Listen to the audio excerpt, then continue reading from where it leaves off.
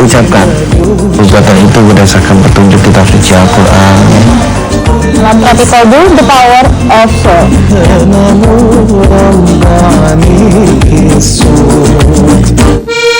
Langsung dari kawasan SCBD, Jakarta.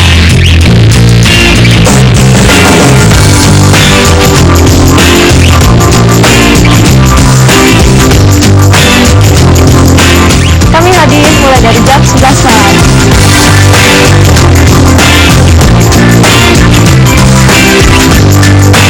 Bersama ya.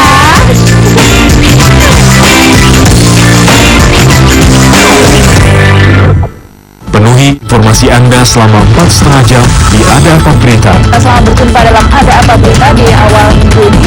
Di masyarakat yang masih memiliki keluhan-keluhan ini bisa langsung ke Kan uang bingung mau diinvestasikan mana, ikuti terus saja Solusi Pasar sama dengan Lulus Mayanti yang sudah ditemani dengan narasumbernya ya. Kita akan membaca dulu Twitternya.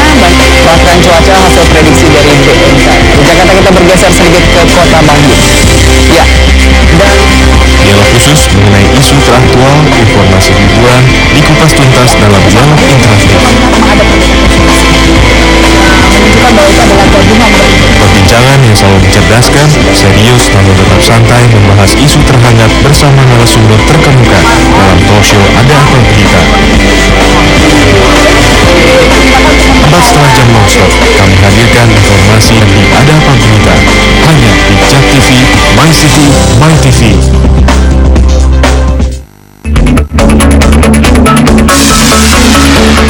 Assalamualaikum warahmatullahi wabarakatuh.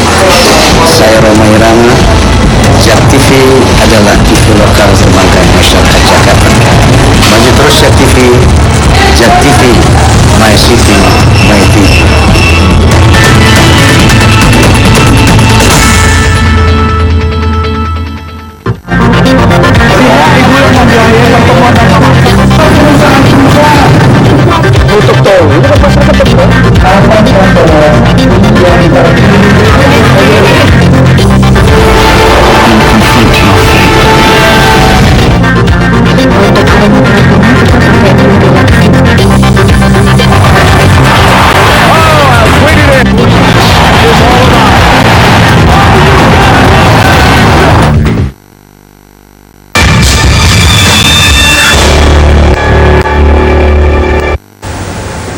Kembali lagi di acara Medika Natural Malam dan masih bersama Ustadz Sony Sutrisna dengan metodenya tanpa jamu, tanpa herbal, tanpa pijit, tanpa disuntik, hanya menggunakan air putih, doa dan minyak yang akan dioleskan. Di 0215155111 kami menunggu penelpon Anda untuk live interaktif dan mencari solusi yang terbaik untuk kesembuhan penyakit Anda tentunya. Baik, untuk kita sapa. Assalamualaikum, selamat malam.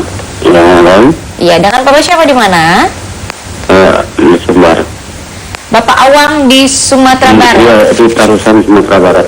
Baik, silakan. Bapak Awang keluhannya apa? Mungkin langsung ke Ustadz Sony. Keluhan kita tuh sudah lebih dari setahun tuh kadang-kadang dalam saat mendadak itu sering kaki kram nggak bisa jalan gitu, tangannya gitu kan, di perut juga sakit. Penyebabnya itu dulunya pernah sebuah bagian jantung ini tertimpa dua mobil gitu, kaki lutut ini ke gantung, tulang itu bengkok gitu. Sebelah kiri atau sebelah kanan, Bapak? Hah? Sebelah kiri atau sebelah kanan yang suka kram itu? Dia tergantung jantung, Ya? di dekat jantung. Dekat jantung. Iya, dia senjaga tulang yang di bagian jantung ini. Ya. Oh, baik, tergantung gitu, Ustadz. Jadi sebelah kiri atau sebelah kanan itu tergantung apa aktivitas yang mana yang banyak. Karena dia kan nyetir mobil juga, Ustadz. Iya. Baik, ada lagi mungkin yang ingin disampaikan keluhannya, Bapak? Ya, keluarnya cuma itu aja. Itu cuma yang sering terjadi. Jadi kalau pada saat kram, kadang-kadang waktu sedang bersalat itu kram itu susah untuk berdiri. Jadi ini bisa mungkin bisa membatalkan salat kita kan. Pas rakaat pertama kita bisa berdiri, itu rakaat kedua nggak bisa lagi. Ya, Bapak, Ya. saat ini kondisi Bapak Awang sendiri gimana? Apa tidak bisa berdiri juga? Sekarang sudah cuma itu tangan kiri yang sikut ke jari itu lemah. 3 buah jari kelingking, jari manis dan jari tengah sampai batas sikut lemah. Oke. Itu bagian dada yang dekat jantung, yang tempat apa namanya tulang yang bengkok itu sakit. Baik. Kalau untuk kakinya sendiri? Kakinya itu, sendiri? kaki yang sebelah kanan. Sebelah kanan ya? Ya. Usianya berapa, mohon maaf Bapak Awang? Sudah masuk 61. Baik, kami sudah mengetahui dan menyimpulkan keluhan Bapak. Terima kasih Bapak Awang. Terima kasih. Assalamualaikum. Ustaz. Waalaikumsalam warahmatullahi wabarakatuh. Waalaikumsalam warahmatullahi wabarakatuh. Assalamualaikum warahmatullahi wabarakatuh, Bapak Awang. Selamat malam. Saya tadi coba lakukan deteksi ya Pak. Jadi apa yang diderita oleh Bapak persoalannya justru bukan ada di anggota badan, bagian badan dan kaki, tapi justru ada di daerah kepala. Dan di kepalanya juga saya tadi coba lakukan deteksi, adanya di saraf batang tengah, di otak, di batang tengah di sini. Ya. Nah justru di sana lah letak gangguannya. Ini yang mengakibatkan akhirnya dia kadang-kadang yang terganggu di badan bagian kiri, kadang-kadang di badan bagian kanan, kadang-kadang di kaki, kadang-kadang di kaki, di tangan, kadang-kadang di iga. Ini semua karena terjadi gangguan di daerah sini ya. Jadi untuk sementara waktu menurut saya hindari dulu santan-santan ya. Itu santan-santan sebagian dihindari. Terus juga makanan-makanan seperti udang, cumi, kepiting ya, saya pikir sebagian dihindari. Dan kalau misalkan mau mengkonsumsi gorengan juga itu kalau bisa gunakan minyak jagung ya. Minyak yang dari jagung itu saya pikir lebih baik gunakan minyak jagung. Dan perbanyak rileks ya Pak, perbanyak santai. Kenapa? Karena ketegangan di daerah kepala bagian tengah ini sudah menimbulkan efek psikologis psikis ya. Jadi sudah mulai timbul perasaan cemas ya, timbul perasaan gelisah. Nah inilah yang mengakibatkan Bapak seolah-olah iganya sakit ya, seolah ini kram, kakinya kram. Ini semua sebenarnya muncul akibat dorongan psikis tadi. Ya, dorongan psikis itu yang mengakibatkan Bapak seolah-olah sakit di mana-mana. Ya, jadi sebenarnya problem utamanya ada di ketegangan di daerah kepala. Ini yang mengakibatkan munculnya gejala psikis ya, sehingga dadanya rasanya ada sakit, seperti ini, jantungnya tidak enak. Ini sebenarnya semua hanya karena gangguan psikis saja ya. Nah gangguan psikis ini menurut saya sebaiknya dihindari dengan cara tadi. Makanan yang dipantang tadi tolong dihindari dulu dan perbanyak rileks ya. Kalau memang ada waktu silakan datang ke terapi kolbu, karena kita akan lakukan terapi di daerah kepala sama di dada bagian tengah ya, karena disitulah letak sumber permasalahan psikisnya terjadi. Saya pikir demikian. Baik. Nah untuk Bapak atau mungkin pemirsa yang lainnya, Anda ingin lebih lanjut untuk berkonsultasi atau mengobati, Anda bisa langsung datang ke terapi kolbu Jalan Utan Kayu Raya nomor 24 Jakarta Timur. Nomor teleponnya di 0218582029 atau di 0218500413 atau di 0217058031. Jangan kemana-mana, nanti kita akan kembali lagi setelah komersial break berikut ini.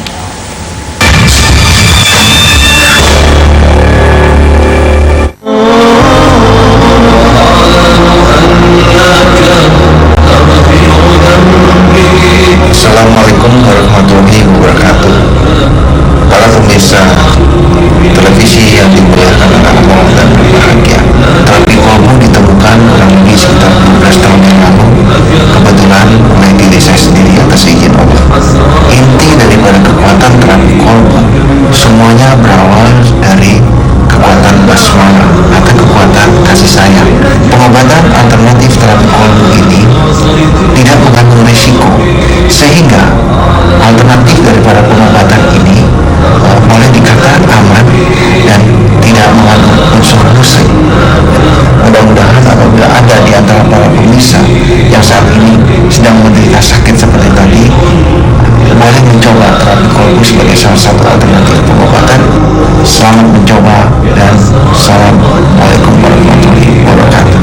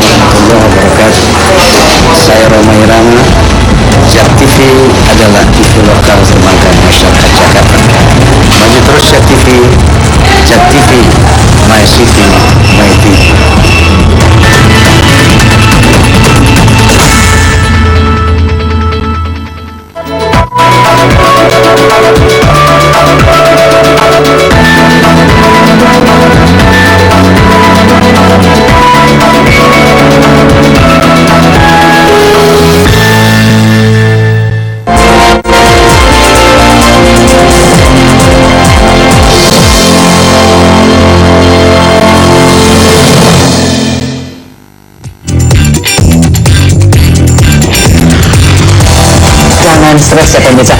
Wajahnya belason alami. Itu gara-gara buah doang 3 kali cari. Oke, coba taruhan sama saya. Ntar kulitnya lebih bercahaya. Double plak, jadi plak yang gampang pecah dari stres adrenalin tinggi. Namanya nggak mau banget makan organik aja. Kata dokter.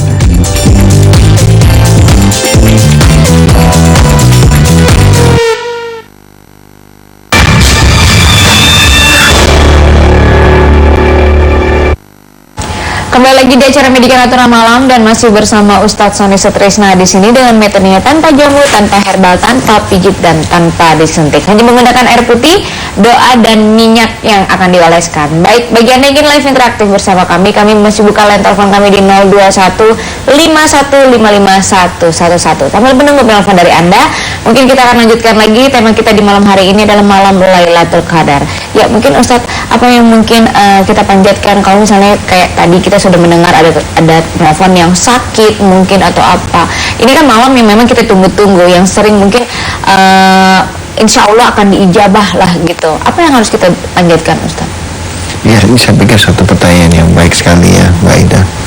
Para pemirsa JAK TV yang dimuliakan oleh Allah dan berbahagia. Jadi sebenarnya kalau kita perhatikan para pemirsa, malam Lailatul Qadar ini kenapa sih kok ditaruhnya ada di dalam bulan suci Ramadan? Kok bukan ditaruh misalkan di akhir tahun atau ditaruh di sebelum bulan suci Ramadan? Tapi kenapa kok ditaruh di dalam bulan suci Ramadan? Dan yang lebih uniknya lagi, kenapa kok ditaruhnya di akhir-akhir menjelang kita masuk hari raya Idul Fitri?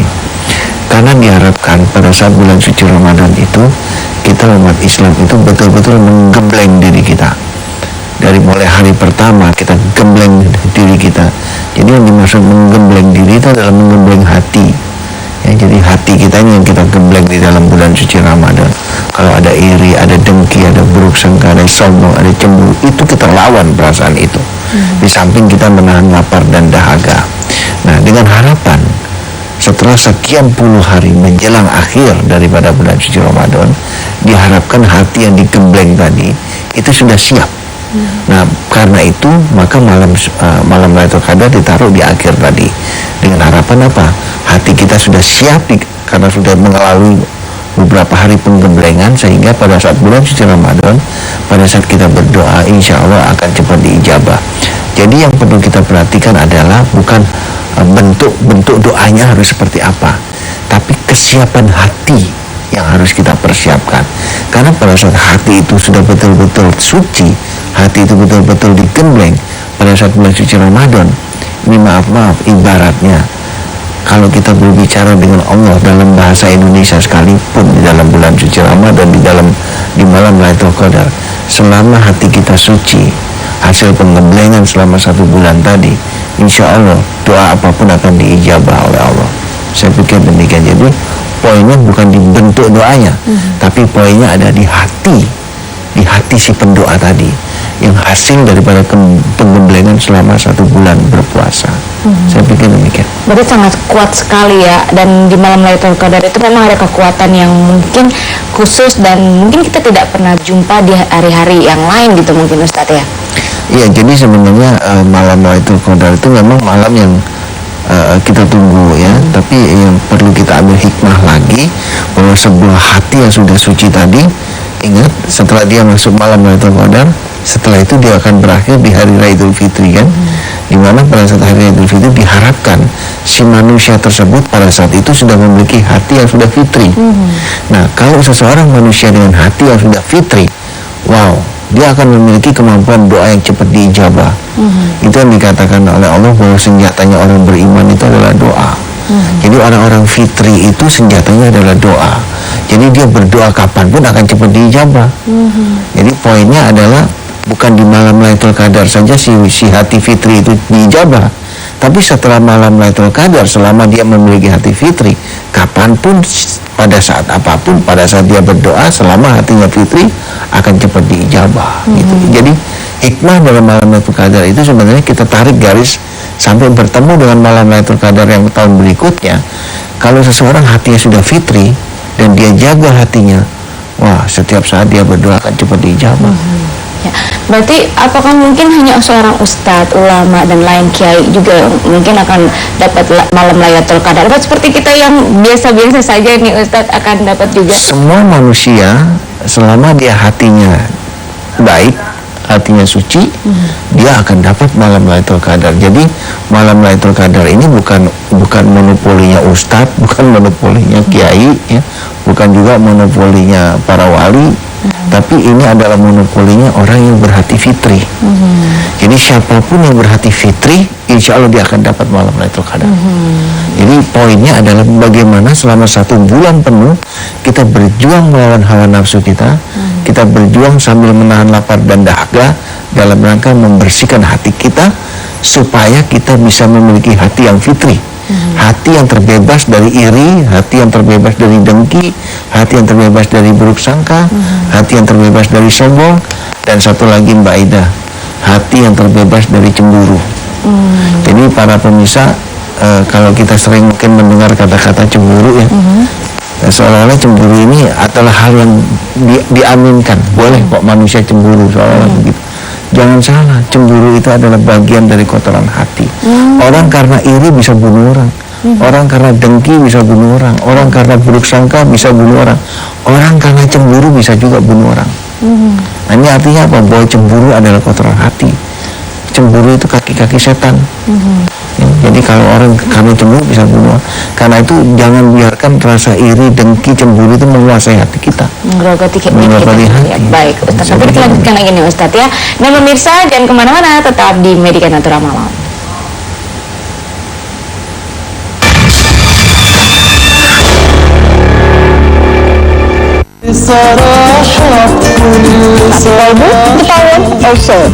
Allah itu sangat menyenangi pada orang-orang yang beriman atau orang-orang yang yakin. Saksikan pengobatan spektakuler tanpa obat, tanpa pijat, tanpa obat herbal hanya di terapi Kita kalbu. harus mengerti apa yang kita ucapkan.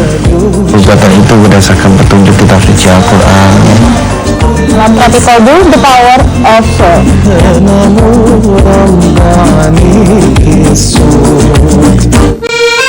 Penuhi informasi Anda selama 4,5 jam di Ada Apa Berita. Selamat berjumpa dalam Ada Apa Berita di awal minggu ini.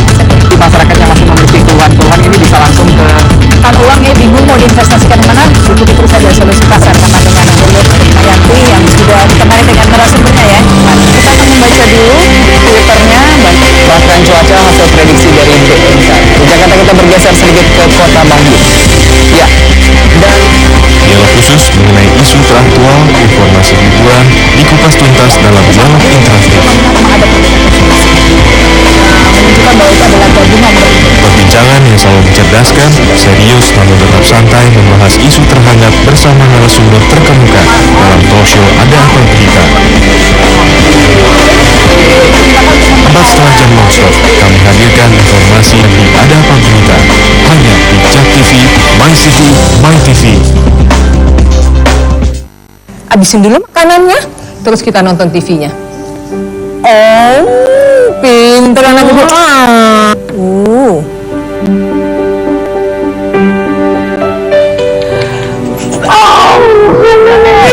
Ada apa aja? Dua. TV bisa menjadi sahabat yang baik jika kita bisa memanfaatkannya. Pilihlah program yang sesuai.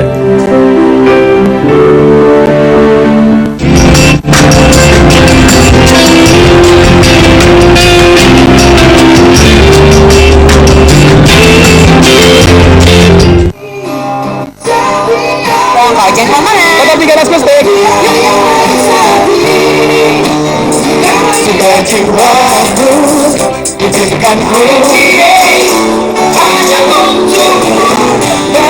Kami sering saksikan Gas Musik di Jak TV. Nomor otak di ganas mistik.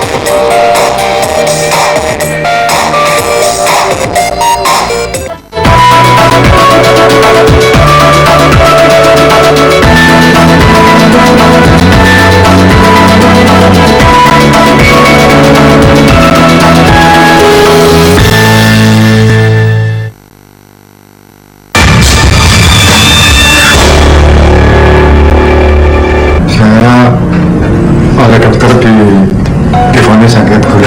diabetes sekitar tahun 2010 sampai 2010. Pengobatan ke dokter itu ya susah sentuhnya ya, kayak diabetes. Kemudian ke terapis ya